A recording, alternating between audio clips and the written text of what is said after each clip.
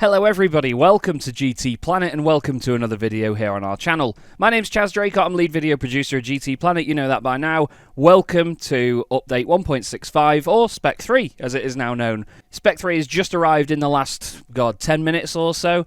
I've just had to smash my breakfast down and get ready for this because we expected it to be here as soon as the morning started, but between 8 AM and 10 AM local time, there was a big sort of maintenance server thing, so I've been refreshing, ready to get on it. And obviously, as you can see up there, it's not even 10 AM yet. We've got the 5 million credits for it. I've bought the power pack as well, but we're not going to get into that in this video.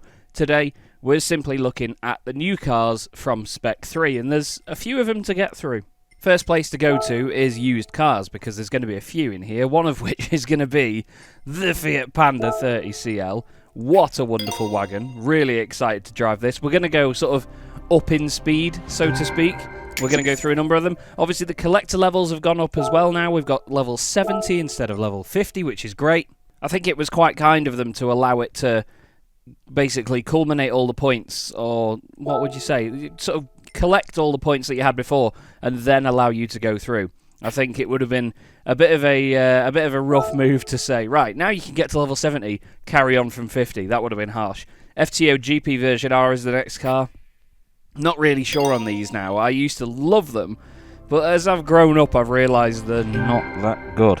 I used to think that it was a rival to the Toyota Supra when I was a kid for some reason. It looks rather Supra-esque, but yeah, it's definitely not the same sort of bag, is it really? You'll have to forgive me, I've just had a really bad coughing fit, and I feel like I'm struggling to speak, so apologies. This is one of the absolute treats of the update for me, and I think for many people. The Renault Espace F1 from 1995. Alain Prost, I believe, was one of the test drivers for this, and one of the guys that helped develop it. It's basically a mid-90s Williams Formula 1 car underneath the Williams Renault, and look at it. Look at the state of it. It's 800 horsepower. Doesn't weigh a massive amount either for a people carrier, 1,300 kilos.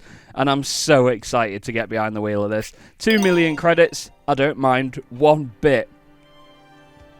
There it is. Such a weird looking car. I never actually remember an Espace of that shape. Am I just being daft, or was I not born in the right era? Still, we've got it bought. And now we can change to it, but we're not obviously going to drive it yet because there's more cars to buy. We'll go over to Brand Central, and in here you will see that there are a few manufacturers with new cars. Ferrari have 2, which is quite interesting. Also, all the invitations no longer have an expiry date, so I'll show you the footage now, but when I first went into the game, it gave me invitation after invitation after invitation. It was very loud, but yeah, I'm sure a lot of people have had the same thing if they've been playing the game for a while.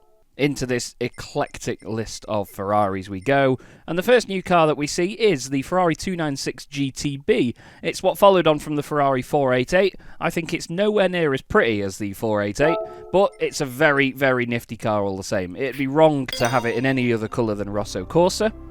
And there we go, 500,000 credits. I'm excited to drive that, then of course compare it to the GT3 equivalent, which is just a bit further along in the same page. Let's go back into the showroom. Shimmy along, and there she is. That, from the front, is one of the best-looking GT3 cars there has ever been. However, from about... Oh, you can't see my mouse because I'm on my PC at the same time. From about the rear window back, it looks like they gave up on it and let someone from Bentley or Mercedes design it, and it went all soft and weird. It looks like 2 race cars in one. Everything at the front half is very sort of triangular and sharp and aggressive. Then the back end is just this big square thing with round bits on it. I really find it a disconnect, but the front of it is spectacular. It's an amazing looking car. But then just don't look at the back of it. It's like the BMW M4. Back of it looks great. Never look at the front of an M4. There's the Ferrari bought then. And we'll go back, and was there any... Yes, Polestar, of course, with the Polestar 5, which has come to the game. We will get this bought. I don't want it in that colour. I like it in the sort of whitish colour, the silver. It's called Snow. We'll buy it. Not particularly too excited about driving it, but at the end of the day, we're here to get an experience in each of these cars. And we're not going to change to that, just simply out of protest. And then we're going to see what else we've got. Nothing in Europe, but in Asia Pacific we've got a few. Gran Turismo themselves now have a new Formula 1 car. or if you can call it a Formula 1 car, we have the F3500B. So it's the B to the A, basically. We've got these two cars that are very, very similar. They'll race against each other. You can pick one or the other. Different air intake shapes on the top, different front sort of nose configuration. This one's a lot higher with a sort of vertical, sort of V-shaped wing support. It looks more like a Jordan 191, but without the aggressive curved sort of airbox on top. You can also see it's now on Dunlop tyres, now that Dunlop have partnered with Gran Turismo. Let's have a look at the colour schemes, shall we? We've got this red one, looks obviously like some of the old Ferrari liveries. The white and blue is gorgeous, reminds me of the Rothmans Williams. I quite like that. I know a lot of people will go for the day glow. The blue is pretty. I always loved the purple. The purple colours are great. They remind me of the Polyphony cars from Gran Turismo 3 and the like. Bright pink, orange, there's an arrows in it. That's a Jordan.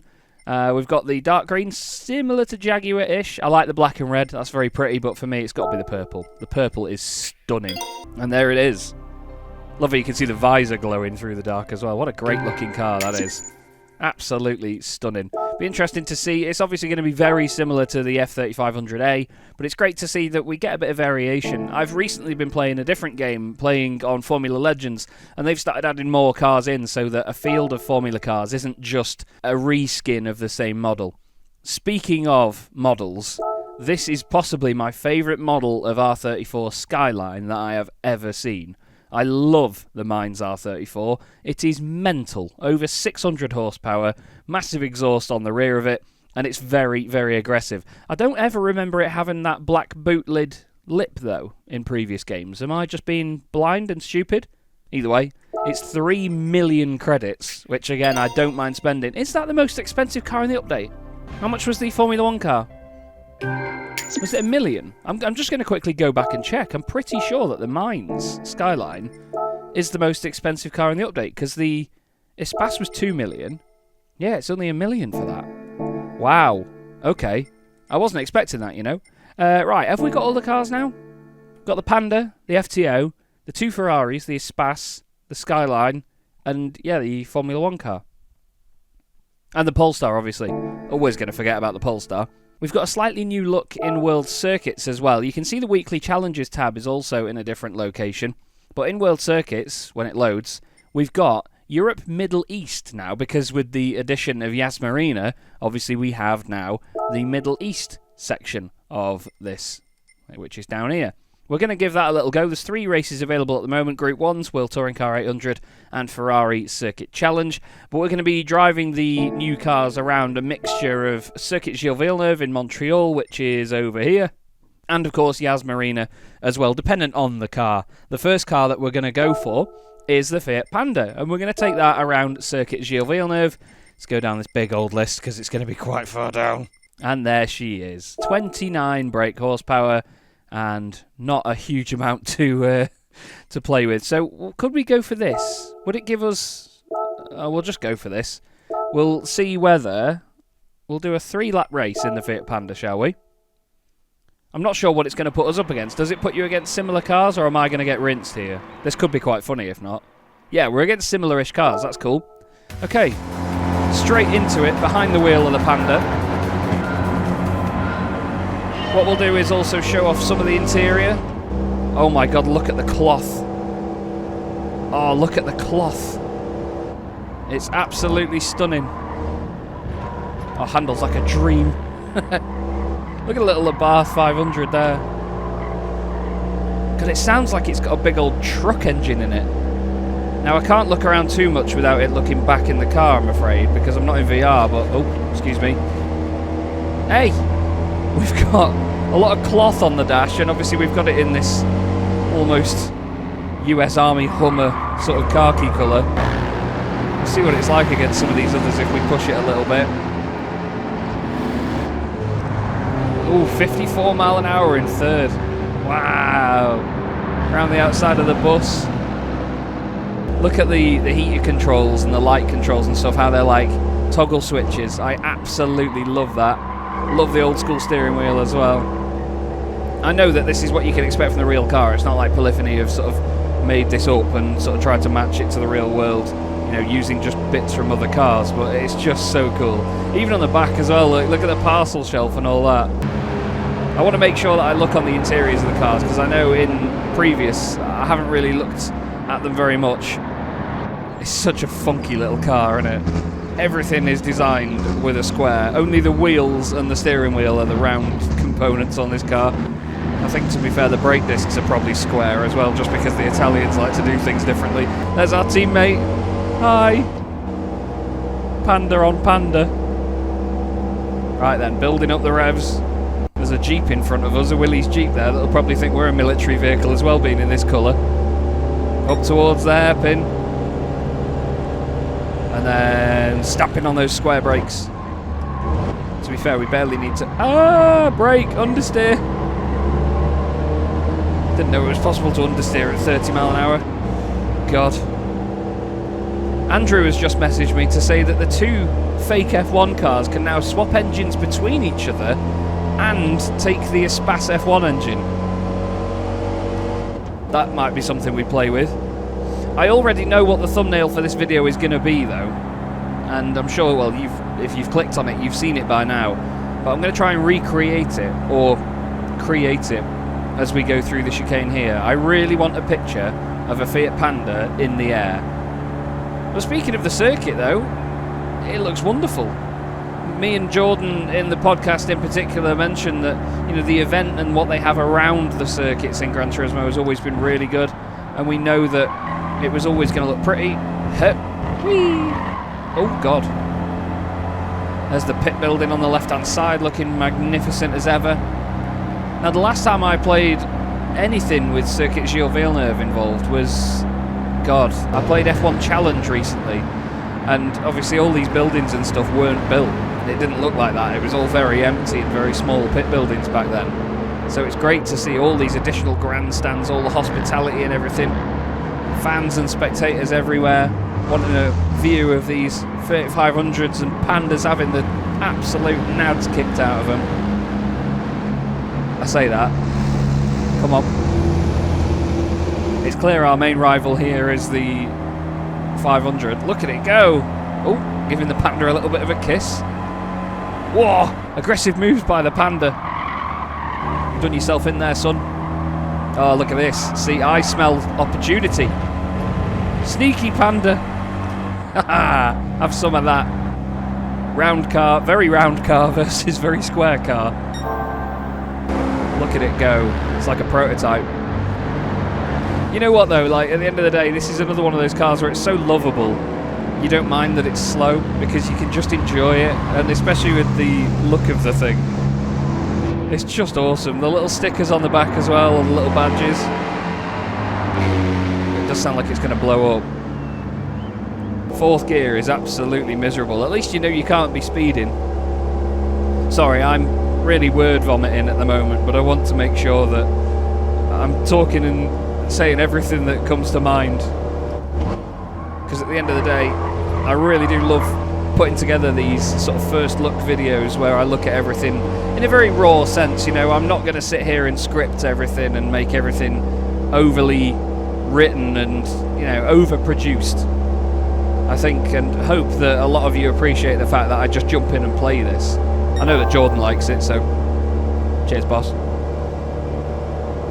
But this is what it's all about. At the end of the day, it's what you guys are going to be doing. You're going to want to jump in and just drive the cars like I am, you know. At the end of the day, I know that we work on this and report things about Gran Turismo 7 and make content on it for you, but at the end of the day, I'm still somebody that is a fan of these games and wants to play these games. I'm not going to get into it too much, sorry. We're in third place at the moment, and the Panda is flying. Look at it. DRS open. To be fair, actually, if you look back, you can probably open some of them clips on the rear windows and let some... Actually, that'd probably give more downforce, wouldn't it? A 3-minute lap of Circuit Gilles-Villeneuve is absolutely mind-shattering. That's pretty tame. We're going to try and cane it over the chicane. Big drop down to third. Back on the throttle. Over it goes. Look at it. Yeah. Where's your Jeep now? Oh, you know what? I think even with the shovels on the side of it, he's going to start outrunning us here. I'm looking at the radar. The Fiat is coming. Oh no. I'll probably have included the external view of this as well, so you can see some... Ooh, that's second gear. You can see some external shots of the car as well. Because at the end of the day, I know that you get a limited view of things on board. Look at this guy now. Come on, then. I'll right hand down you. This really is war. Oh, look at that. He's pulled in front of me to do a nose stand in the Jeep. Oh, we've got the run. But we don't have the horsepower advantage. You know what? This is so much fun. This is so much fun. And I always say this, that slower cars are better for racing because you've got so much longer to think about what you're doing. Oh, didn't get a chance to do a cutback. He's blocked me. We're in the lead. But now what? Here he comes. Look behind us, look at the Fiat. I'm going to give him the space on the right to go there. We are going to race against Sophy 3.0 as well at some point. Maybe not while I'm testing these cars, because I want to focus on the cars and the circuits, of course. What a battle for the win this is. This is one of the... Oh no! One of the best battles for the win I've ever had on Gran Turismo 7. And it's a Fiat Panda, a Willys Jeep, and a Fiat 500. Panda's going to get outstretched into the chicane, but I think I'll get the run to the line. Come on. Nearly 10 minutes of this video is going to be this race.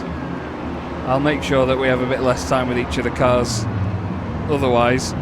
Oh, we've been dive bombed. Oh, I've been hit. Get off me. Right, duck into the slipstream now, the Jeep.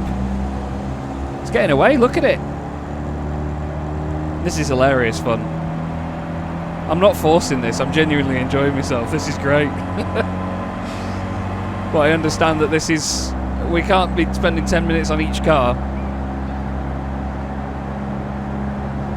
Come on. Are we getting a push? No? Oh, we hit the brakes then. You can't do that when you've got 12 horsepower. Come on, I've got to win this. Oh, Jeep's going defensive. Silly boy. Oh, look at it. It's magnificent by the Panda. He's absolutely smoked him. The crowd goes wild. Oh, it's so funny. It is so much fun. And across the line. Fantastic. What a wonderful little car. It looks great. It sounds very interesting. Almost sounds like it's going to blow up all the time. But there's a win for the Fiat Panda. You could only drive that here, though. If we drove that at Yas Marina, it just wouldn't make sense.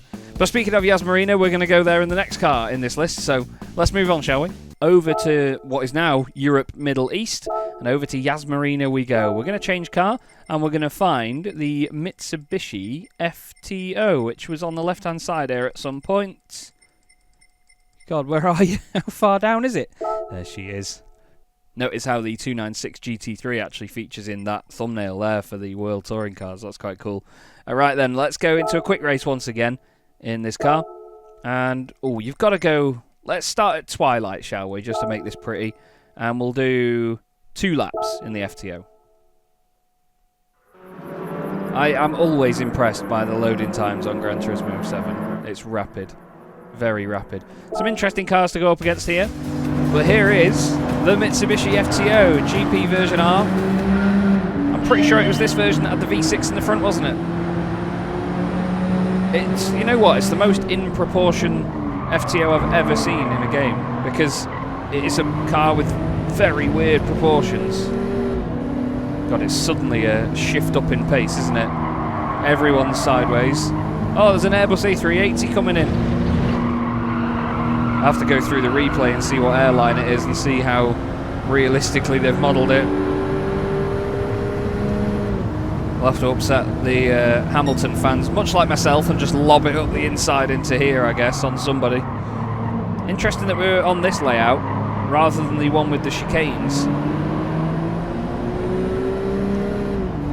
I imagine there's a lot of different layouts of this place that you can do, but I want to use the full circuit on all of them. The lighting is, as ever, wonderful. You can see the little glow of the purple around all of the poles and things, all the tents and stuff. The car feels fantastic. Look at it go in a straight line. Oh, weird little audio crack there. I'm not sure if you would have heard that. Don't think that's car related. It just sounded like the game blipped out for a second there. Hopefully it's okay, because I know that my capture card, hello, recently had some dramas. Look at this though. I like the blue seats. That's one thing I always loved about a lot of the FTOs, is that you got the blue seats in them. Which is weird considering it's a Mitsubishi and their colour is very much red against the blue of Subaru. Lovely little wing on the back of it. Look at that thing go. Hello. I need to remember that it doesn't turn as well as it goes in a straight line. The thing with the FTO is, while it looks like a sporty little devil of a car, and it is, it's got a very large V6 up front that is a bit heavy. Feels fantastic though. I'm loving driving it. BMW M3 ahead of us. I went for the old line round there. That corner used to be a lot tighter, and so did this one, but as I'm sure you've all heard me moan about, circuits are getting smoother for F1 cars because they can't go around tight corners. Like this as well, that used to be a much tighter right-hander. But the circuit, I'm sure you'll agree, looks fantastic. Look at how much of a large event it feels like. Like, look at these buildings, they're packed with people. It's all really high fidelity, all the screens and things are moving. The lighting is just gorgeous. I'm really enjoying this car. Very much enjoying the little FTO. But all the spotlights and stuff look wonderful. It's got Genesis branding on it as well. I know that Genesis bought into the circuit a while ago. Much like Xiaomi bought into the Nürburgring, they've got their SU7 Ultra branding everywhere. But this both feels and looks fantastic. There's all the usual reflections and bits of debris and things on the surface. It just looks the part. I knew that Yas Marina would. It's to the point where they've got the marshals on the posts, they've got photographers around the track as well. It's just beautiful. Absolutely beautiful. Not sure on some of the flickering effects from those floodlights around us. Intrigued to see what it looks like at night. But yeah, as for the FTO, I think it looks fantastic. I don't know what it is that they've nailed about it in particular. I couldn't tell you in that much detail, but... Oh, excuse me, there's a chicane there. Have you ever seen the footage of the Ford GT that went straight on underneath that building? I think it was in FIA GT days. A GT1 Ford GT had a brake failure and went straight on there. Terrifying. Guy was okay, I believe, but yeah, pretty scary. Still, I can't tell you exactly what it is they've nailed about this FTO. Oh, look at the little... Oh, I can't hold the stick still enough to show you. There's a little Japanese sticker on the door there. Oh, I love that. I love all the little details like that they go into. Got the clock as well, is that right? No, it's not local time. But then again, I guess, you know, in the game, if you've chosen the evening, then it's probably correct to whatever time it is at night. Let's get it on the brakes and get the back end out a little bit, shall we? It handles very predictably, this car. They are front-wheel drive, aren't they? Yeah, that tells me it's front-wheel drive. Look. Traction control's kicking in there to save my backside a little bit. It's only got 1,247 miles on it, and it's funny that it's counting on the digital dash on kilometres. I've just noticed. It's got 2007 on it. But what a lovely little car that is. Nothing over the top and mental, but at the same time, it's a bit of an icon of Gran Turismo, isn't it? It's always been around as the FTO. I first learned about them being in a Gran Turismo game. Gran Turismo 1. There was about 12 different versions of the FTO. But a great car and a lovely looking circuit. I'm excited to give that another go in another car in just a moment. And there's our win. Cracking. Right. Next car then at Gilles-Villeneuve. Now, despite the Mines skyline being on the image there, we're actually going to go into the Polestar next up. We're going to move into that. It may be a little bit quicker than the Skyline or even the Ferrari, but we're going to go into it. I've got no idea what sort of performance level it's at, really. I know it's quite fast, but I would have thought it would be a bit further up with some of these things, but no, it certainly seems not. Where are you, Polestar? Oh, it's there. Hello. Again, we'll just do quick race, and we'll do... Ooh, should we do a morning setting? That looks quite tasty, doesn't it? What's dusk look like? Yeah, we'll go for morning. And we'll just do 2 laps. It's going to be a quick 2 laps, though. Again, loading times. Boom. Look at the event. Look at the people all around. The reflections, the water, the city off in the background. Just looks gorgeous. Ah, okay, so we're against only Polestars. That's quite interesting. Guess we'll get a good representation of what the car can do. It is, though, as we all know, electric. And as much as it's wonderful to have the car in the game and have the technology represented in a racing game, they never translate fantastically. The sense of speed and everything is just never... I mean, it's good, it's fast, but the excitement of an electric car in real life is that it almost makes you feel unconscious with how fast they can be. Excuse me. Don't damage my new Polestar. Oh God, why are you braking? Does it handle that badly?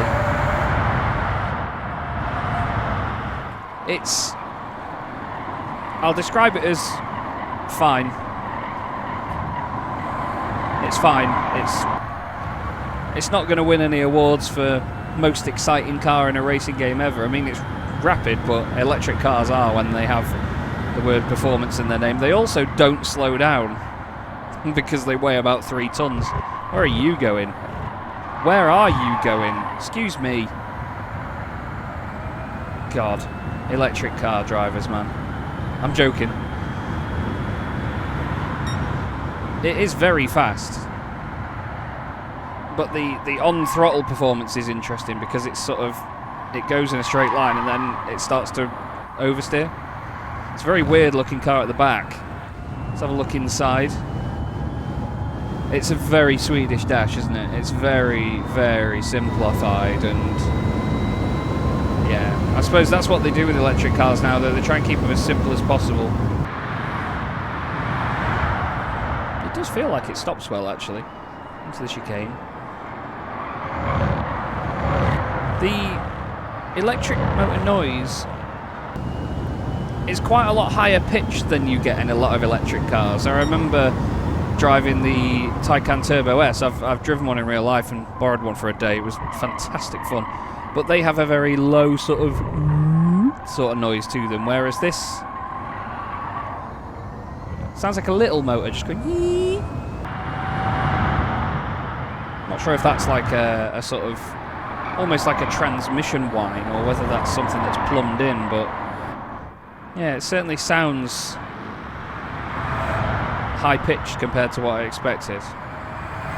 The little power graph on the dash is quite strange. You can see it saying charge and then see it power and then charge like that. But look, it reacts quite slowly. So if I go full throttle, it takes time to... I wonder whether that is how the motor is actually providing the power. So it doesn't just give it everything instantly. It builds up for you for a smoother driving experience. God, they really do take some stopping. It handles really well, actually, because it feels slightly rear-wheel drive. You can tell that a bit more of the power goes to the rear wheels than the front because it does wag its tail slightly. I'm going to boot it out of here now. I'm just going to get halfway around and now bang. And you can see even with traction control on, the back end wants to come around. We'll fly down the straight, see if you can hear anything.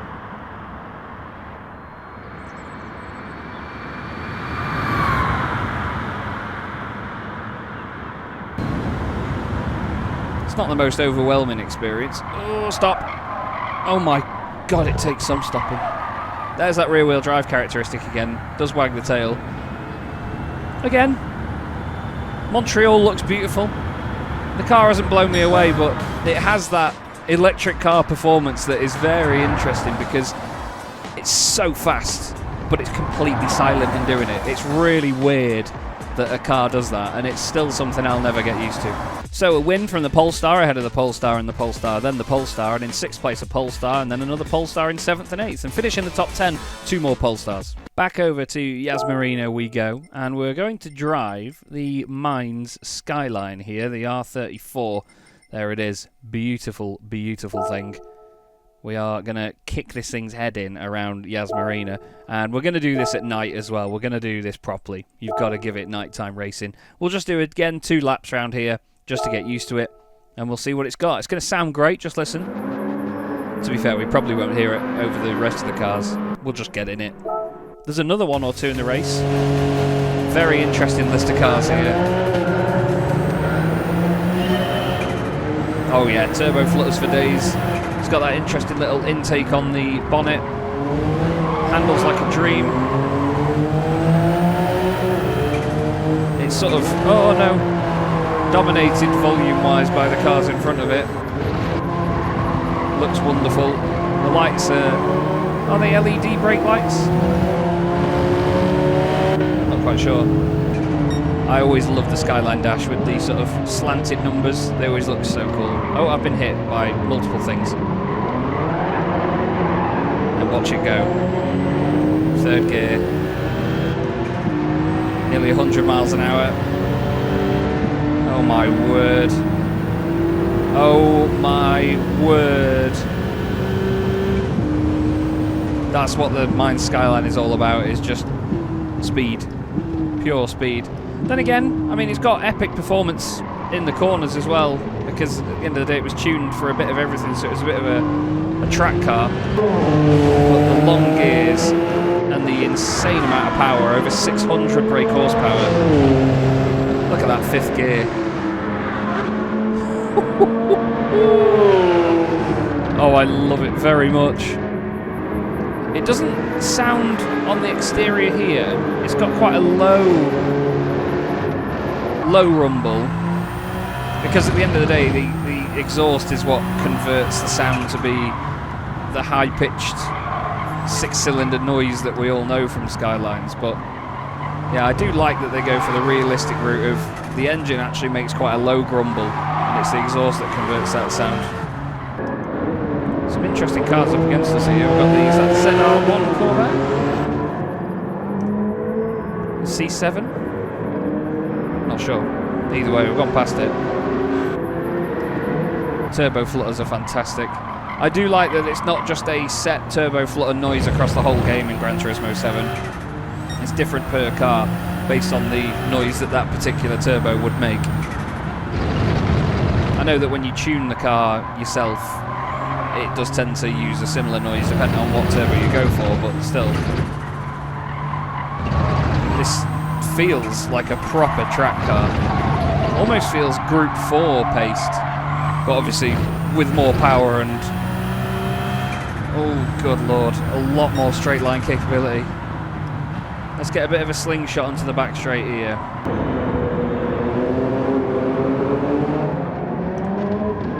Short shift it a little bit to 3rd. Oh my god, it's so fast.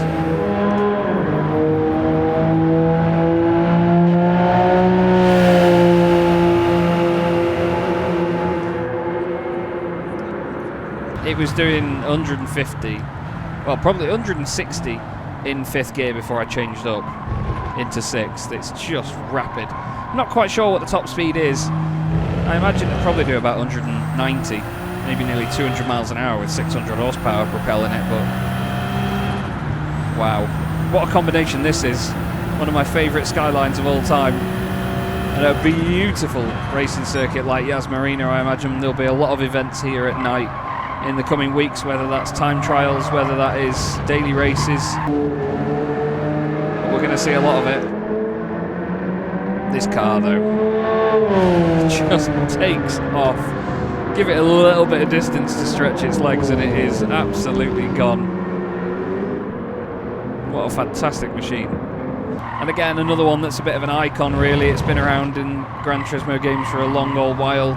Well, since its debut anyway. I don't think it's been in all of them, has it? I think it missed a couple of games, but I don't know why. It's just epic. One more little blast as we go across the line. Keep it in third. Just watch third gear. 50 mile an hour, 60, 70, 80, 90. It was going to be doing 100 before the finish line if the gear changes went 5 seconds long. Big fan, as you all knew I would be. I'm a big fan without even driving that. Awesome looking car, awesome sounding car. That's my favourite so far. We're going to go now into a Ferrari. We're going to go back to Gilles-Villeneuve and we're going to drive the Ferrari 296 GTB. Here we go then to find the Ferrari. How far down? No, not too far down actually. My S2000 is faster than it apparently. Let's see what this has got then, because again, it's a very fast in a straight line sort of supercar, but I'm not quite sure what it's going to be like handling wise. I know they apparently handle well. Ferrari will tell you that it's the best handling car in the world. I'm intrigued to see what sort of cornering capabilities it's got. We're against an incredible list of cars once again here. It's just a shame that they've moved away from the V8s and things. I know that... Whoa. I know that V8s and things are cool. I mean, the 458, I've seen many Ferrari owners when I've done events and things have, you know, probably got something like this, or an SF90, or an F8. And even they have stopped and, you know, jaws dropped to the floor when a 458 is rocked up because, excuse me, because the V8s were just cooler. Naturally aspirated high revving V8s were brilliant, but my word. It's twin turbo V6, I'm pretty sure.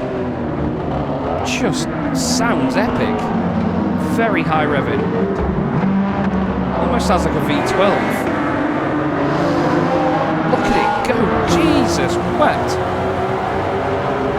I knew they were fast, but my god, I didn't know they were that fast. I thought they were a lot more dull than this. Never knew they had that little rear wing either. Again, it's a car that I've not ever learned a huge amount about. Not quite sure on the screen on the dash. It almost looks worn away. Oh, it's... Ah, okay. The numbers sort of fill in as you go past them. If that makes sense. So as the clock revs up, you see they get a bit more bold. My god, it is fast. Oh my god. Yeah, like I say, I knew they were quick, but that's a lot faster than I thought it was. Dash and everything looks lovely. Maybe I've not chosen the best conditions to show this one off, but with a lot of it being digital, you'd hope it'd light itself up. There's the screen in the right-hand side of the dash over there. Sorry, I didn't get much chance to show that off there.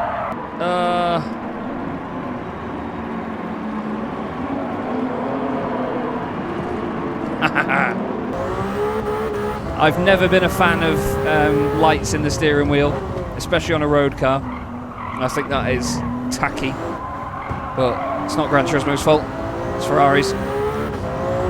This is an absolute animal. Feels like a GT car the way it handles. It's just brilliant. I was fully expecting to go, yeah, it's a Ferrari. I'd prefer the GT3. But, you little weapon. Sounds brilliant as well. The sound is absolutely awesome. Makes it sound even more urgent than it is. Big fan of this. This is what the Mine Skyline should sound like, but obviously from the front it's not going to. I've already been over why it doesn't. We obviously have electrical assistance as well, hence the fact that there's a battery in the fuel gauge. But look at that, 100 mile an hour, 10, 20, 30, 40, 50, change up, 60, 70, 80, 86. I don't know if we saw 87, I was too scared. Over the chicane. Oh, overcorrection. Blast it to the line. My god, that is a fast car. That is a ridiculously fast car. I thought they looked so unassuming, they looked so round and friendly as a road car. I never knew they were that quick. That is insane. Well, that's made an impression. I think it's only right now that we move on to the GT3 car, isn't it? Let's go back to Marina. Okay, not as far to go down the list this time, I imagine, to find the GT3. There it is. Fantastic. We'll go for quick race. And why don't we go for a daytime one? We'll go for sunrise. That looks quite tasty, doesn't it? And because I know these cars are rapid, we'll do 3 laps to show off the GT3. I know it's one of the highlights of the update, is to have a new GT3 car in the game. Sure, it's not the most up-to-date GT3 car in the world, but it's one of the newest, so we have to be grateful for that. Okay, obviously, a lot more noises, a lot more heavy feedback. It's going to be a bit more of an assault on the senses, this. I wonder whether it's going to drive anything like the one on iRacing, where it tries to kill you every time you go around a corner. Seems like it's just the AI that are trying to do that at the moment. Hello, Audi. Okay. Great sound. It's not a V8. Looks wonderful. Very high fidelity, as always, with all Gran Turismo 7 cars. I hate chase cam. I like that you can see all the flicks and fins and things on the inside. Carbon dash and everything looks lovely. Oh yeah, it's all very shiny and very beautiful. A little bit of movement. It's not too busy in here, actually. Very fast in a straight line. You find yourself going into first gear quite a... Oh. Hello. Weird little thing. The steering locks to 90 degrees. Did you see that? We'll show you around the next corner. I had my wheel beyond 90 degrees there, but in game, it doesn't. Look.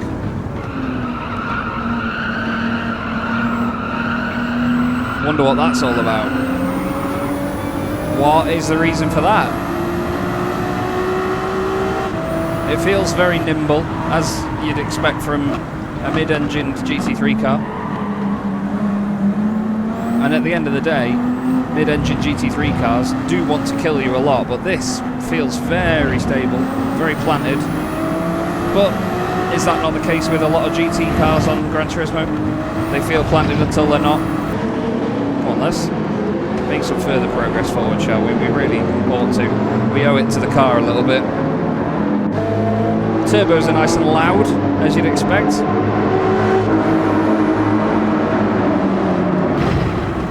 The gears are interesting because they seem like very long gears. I would have thought I'd be going around there in third, but I'm already in third at 100 miles an hour, so it seems like quite long gearing for a GT3 car.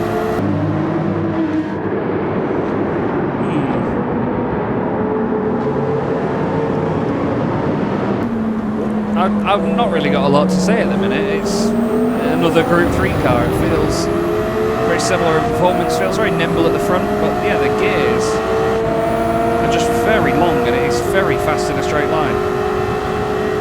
We're saying that we're not even at 150 miles an hour yet. The road car would have soared past us, but as is often the way now that GT3 cars have some 2/3 of the power of their road car equivalent, because road cars are just simply that powerful now. GT3s are usually around the 500 horsepower mark, and I hope it stays that way.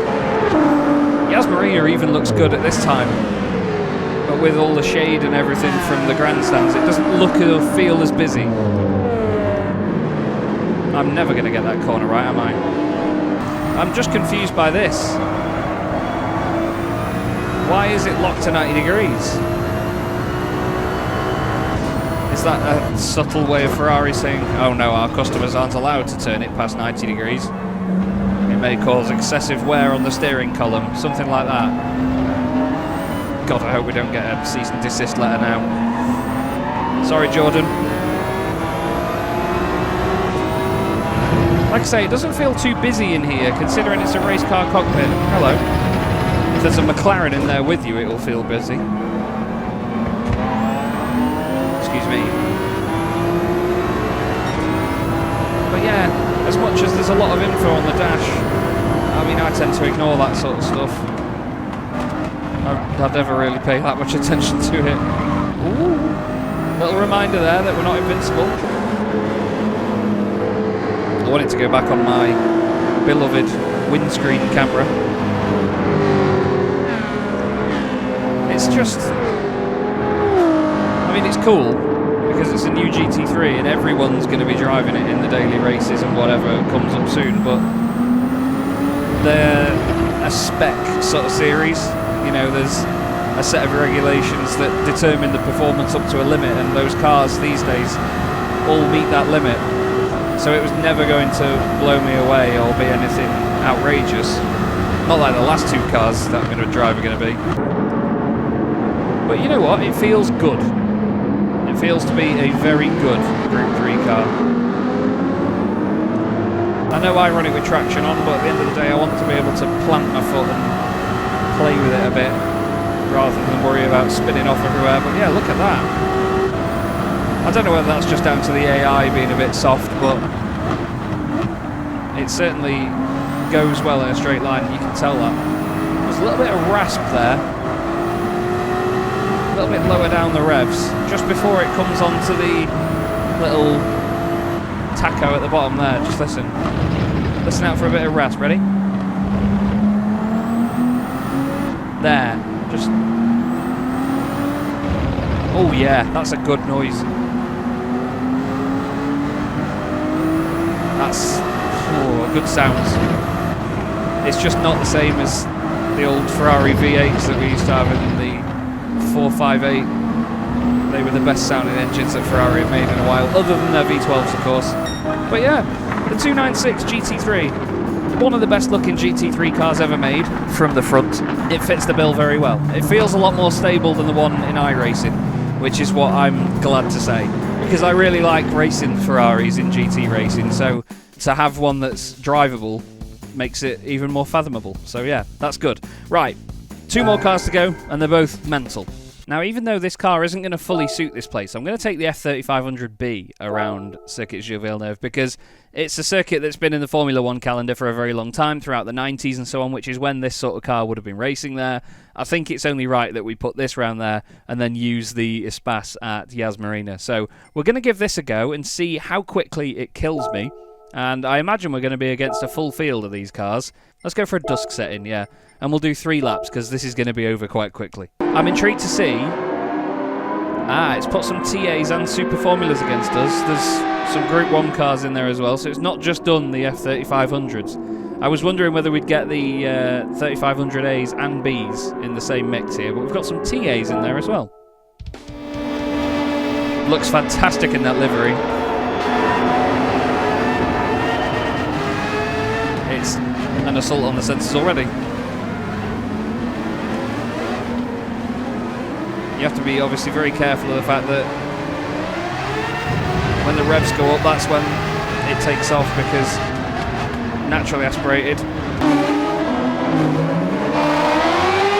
Just wants to spin up even with the traction control on 2. Jesus wept. Yeah, like I said, mental.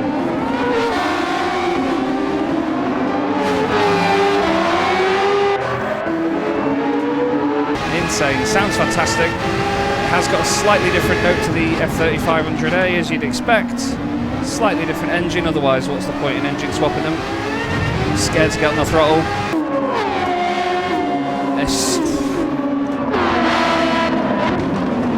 It's absolutely all over the place, but feels so planted. Massive understeer there though. First gear is basically useless. Look at that. Oh my Christ.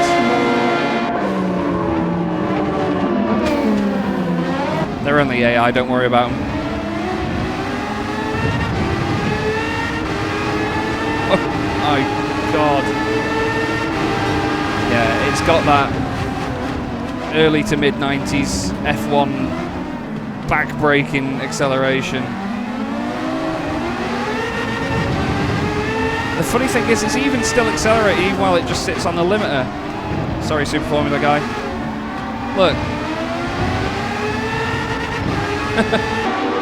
It's still is accelerating even if you don't change up quickly enough for its ridiculously fast acceleration. Whoa, don't you do that to me. I love you. Love me back. Hopefully it looks as good from the outside as it does feel from here. Is that another one in front of us? Can't really tell until you get in front. Yes, that's another one. Oh, excuse me.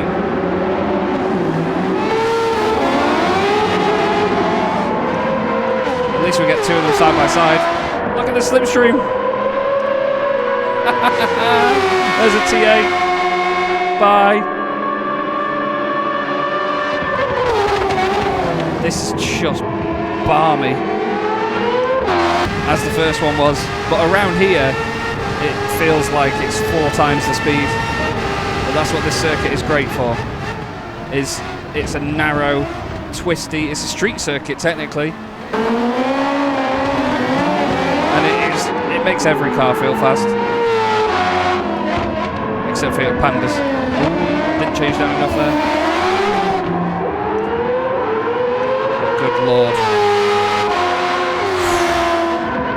It's fun. But I'll tell you what, be scared of your throttle pedal. Oh my god. Yeah, slow speed cornering is not its forte, as was expected really. I was just trying to push it that little bit more just to see what I could get out of it. I do grab first gear there just because why not. The sun has set very quickly in this dusk setting here at Montreal. It looks wonderful, but might mean that we don't get as much of a view of the cars as we wanted. Jesus.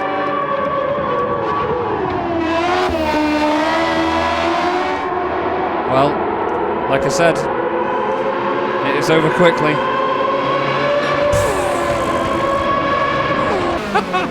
I don't have many words for that, because I don't feel like I got long enough to appreciate it, but it's the performance you'd expect. It is mind-blowingly quick. It's got a slightly different engine note to the 3500A from memory, and I think that's great because it's good to have a bit of variety between the different Formula cars if they're going to be going up against each other, you know. We're not just going to have a one-make field with different liveries on them now. There's a bit of variety. I don't know if there's a benefit or a deficit to either one of them, but I think it's great if they're exactly the same performance. That's fine, I don't mind, as long as they look different. That's really cool. Great addition. Now, though, it's time for the finale. We're going to go over to Yas Marina to drive the car I've been most excited about driving. This thing, the Renault Espace F1 from 1995. I don't know whether... Yeah, I'm going to put it in a race. Of course I am. We're going to take it under lights at Yas Marina for 3 laps to round out this video. And I am so excited to see, one, how it sounds. You can hear it. But I'm just so excited to see how it goes. The last time I drove this was Gran Turismo 2, which was its last appearance. And even then, you know, I drove it on a controller. It was from Chase Cam. We're going to have a good look inside this thing. I know we didn't really look inside the Formula 1 car, and I'm sorry. It was just over so quickly. Look how high up the camera is. There's an interesting Mustang there. Now, is that one of the... Is that one of the ones from the Power Pack? The tuned... Oh, God. Mind you, Porsche. Is that one of the tuned ones? We'll get back to that later. Fully carbon fibre. Renault Espace dash. With the old school digital dash in orange. We're very high up. This feels so funny. Big understeer. Oh, listen.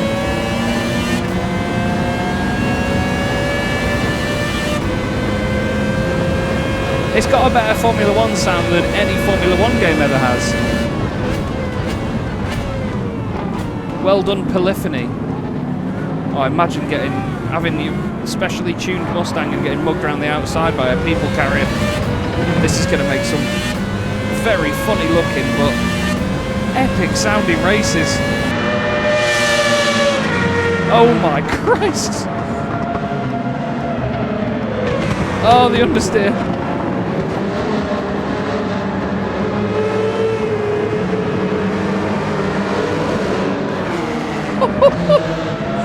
Oh, Mickey Mouse has come out to play. Jesus Christ. It's exactly what I wanted. You got that understeer and the reminder that you're in a people carrier, but it's met with Formula 1 speeds and sounds.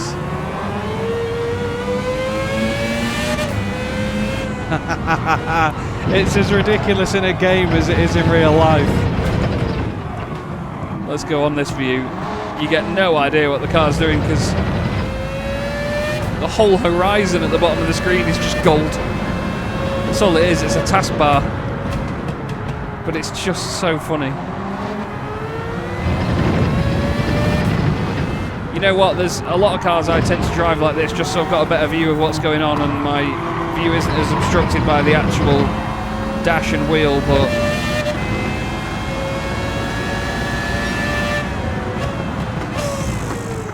I'm actually going to drive it like this. Pikes Peak, what? Hey! It's like he brake checked me. I love it so much. What's the back like? Oh, I forgot there was seats in the back as well, isn't there? It's a 4-seater. That's a Pagani Zonda R. Now I know it's not a true representation of that car's pace because it's the standard AI that seems to drive everywhere on half throttle. But would you listen to it?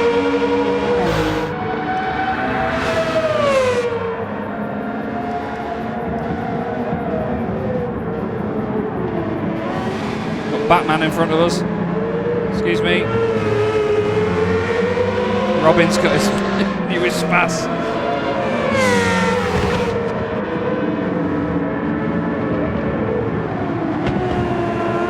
You will find yourself actually, much like I said earlier in GT3 cars, is finding first for a number of corners just because the gears are so long. Look, 80 miles an hour in first, but then second is very short, gives you that flexibility I suppose at low cornering speeds to grab either first or second.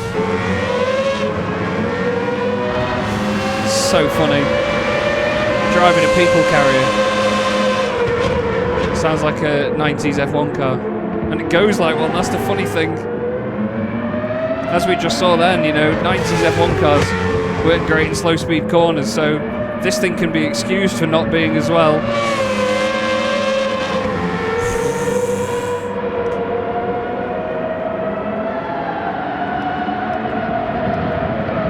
It's just hilarious, I love it so much. I was hoping that I would, and I knew I would, but oh, look at it.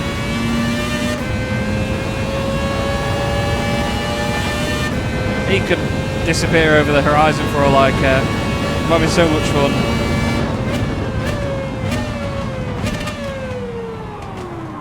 It's all the pops and bangs and the flames and everything from it that are just... It's just the best car. It's the best car in the update by a mile.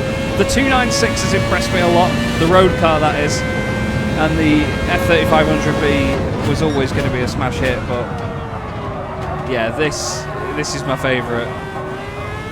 It's hilarious. I'm not sure what I'd ever use it in, because I like realistic looking races, but I tell you, we're going to obviously have a special event with this coming up soon because so many fans will have been crying out for this car. And like Jordan said in our podcast a week or so ago, the reaction to seeing a Renault Espace on screen and people screaming, yeah, nothing like it. This car is an icon, not just on its own, but in Gran Turismo. And we're going to send it up the inside of the Lambo and take the win at the final corner. Go on, the Espace! Oh, it's hilarious. Fantastic machine. But I actually think it looks good as well. I think it looks proper beefy and chunky. And that is a wonderful way to round this out, I think. What I might do is I'm going to get back in the 296. Just bear with me. I'm going to try something. So those of you that watched our Sophy video a while ago when Sophy 2.0 came to the scene would have seen me driving against different sort of cars, different tracks and so on, and different combinations and having a lot of wonderful races. The best one I had was at Tsukuba, and I was in a Ferrari. Now what I want to do here is go against Sophy, but in the 296, the new Ferrari that we've just had. Because I wonder how exciting this is going to be, because it's Sophy 3.0 now, so this is a good opportunity to go up against the latest one. Do we go professional level 4 laps? Yeah, stuff it. It's not going to be a long lap in a Ferrari like this. The Ferrari might be the quickest car in a straight line, but I just want to see what Sophy is like in this environment once again. Let's have a go. Bring it, Soph. because last time it was one of the most fun races I'd ever had on a racing game. I forgot I'm not in a race car. This Ferrari is so fast, but look, Sophy wasn't giving me a lot there. Angry faces galore. It's not got race car brakes. Oh, I'm being hit. 3 wide, GT3 RS going through. Entitled GT3 RS owner. I'm just wondering as well, does the Ferrari road car also lock at 90 degrees? No. No, it does not. Let's see what it's got then. In the straight line, it's just going to breeze past the Porsche. Bye-bye.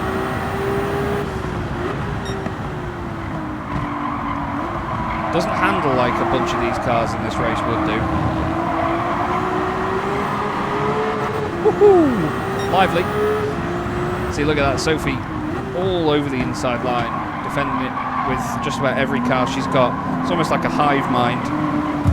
Excuse me. Yeah, I'm sorry.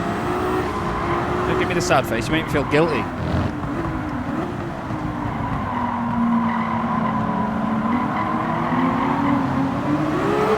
Number of spicy cars involved in this. But again, it's putting Sophy in close quarters in very, very quick cars, so I just want to see how she handled it. And if anything, this feels more subdued than when we were against Sophy 2.0, so I'm not quite sure what the most representing factor is here. But look, all the way over to the right hand side, it just seems weird, almost like she's letting us go. It's very strange. Another GT3 RS in front, obviously a very track focused car. We're just breezing past. I wonder when, I mean, hello. We've all seen it before where Sophy sort of speeds up and slows down at certain parts of the races depending on what the player is doing, but I'm wondering whether we have any elements of that on show here, because at the minute I'm the fastest car on track, and I'm definitely not in the fastest car on track. So I'm wondering what the score is. What are those two cars up front that we've got one lap to beat? Looks like an Aventador, potentially. But again, all the way over to the right hand side. And we are breezing away from the cars behind. And breezing wide of the apex. Whoa, that felt lively there. What is the other car there? Is that an MC20?